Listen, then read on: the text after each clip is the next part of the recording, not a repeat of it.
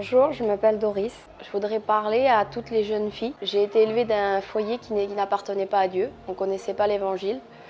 Et j'ai été une jeune fille comme tout le monde. J'aimais bien faire la fête avec mes amis.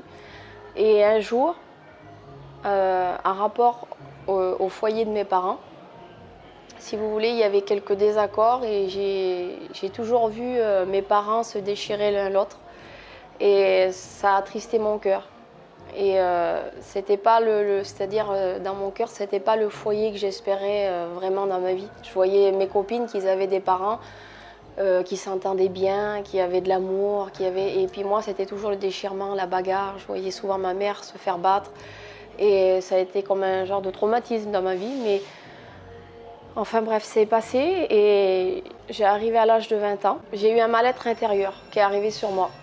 À rapport au foyer de mes parents, à rapport des petits soucis personnels. Et l'ennemi s'en est servi pleinement. Il me l'a fait voir gros comme une montagne. Et j'ai commencé à tomber dans une sorte de petite dépression. J'ai commencé à me lier rapidement au cachet des Exomil. Je commençais à en prendre 1, 2, 3. Et puis après, j'attendais que mes amis partent pour pouvoir prendre ces cachets-là, que je n'arrivais plus à m'en sortir. Et j'écoutais souvent des voix, j'étais au volant de ma voiture et puis ça me disait rentre dans le mur, tue-toi, comme ça au moins t'en finis avec ta vie parce que ta vie elle est nulle, t'auras jamais rien de ta vie, tu seras jamais heureuse, t'arriveras jamais rien dans ta vie. Puis j'écoutais toujours des mauvaises choses comme ça. Jusqu'au jour où je sortais même plus de ma caravane parce qu'on fait partie des gens du voyage. J'ai de la famille, en fait j'ai un cousin germain à moi qui est pasteur aujourd'hui sur Perpignan et il faisait des réunions de jeunesse à l'époque. Et puis il m'invitait souvent à la réunion, il me disait Doris, tu devrais venir à la réunion, Dieu existe. Je savais que dans mon cœur Dieu existait, mais je me disais plus tard. Je me disais ça c'est bon quand on est marié, qu'on a des enfants, qu'on est vieux, entre guillemets. Mais Dieu avait un autre plan pour moi. Donc pour faire plaisir à ma famille, je suis allée à la réunion. Et quand j'ai commencé à rentrer dans les réunions, j'écoutais les chants de cantiques, j'écoutais les témoignages, la parole de Dieu. Je ne comprenais pas tout, je vous promets, je ne comprenais pas tout à l'époque. Mais je ressentais quelque chose de bon, je sentais l'amour de Dieu, je sentais que les chrétiens avaient quelque chose que moi, je n'avais pas. Je savais qu'il y avait la solution ici, mais j'y arrivais pas. Et puis j'ai commencé à aller aux réunions.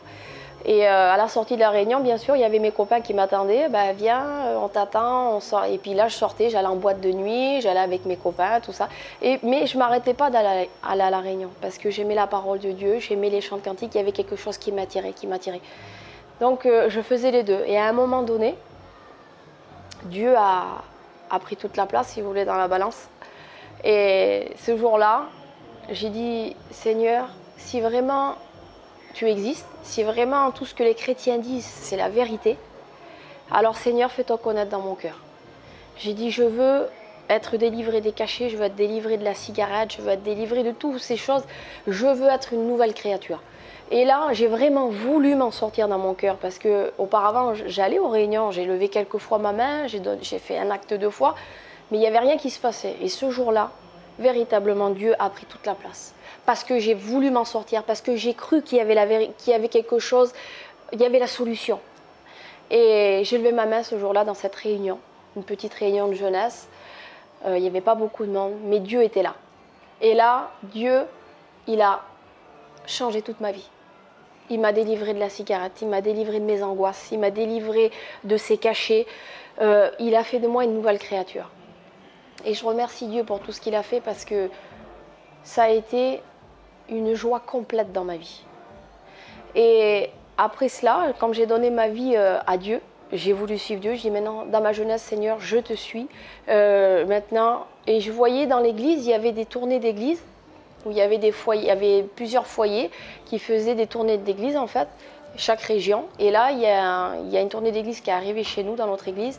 Et j'ai dit, Seigneur, c'est ça que je veux. J'ai dit, Seigneur, je veux un foyer comme ça. Je veux pas un foyer, je veux pas reproduire le foyer de mes parents, je veux pas un foyer dans le monde, je veux pas la guerre, je veux pas le tourment. Je dis, Seigneur, je veux la paix, la joie. Et j'ai dit, Seigneur, je voudrais maintenant, j'ai dit que tu m'accordes un foyer chrétien.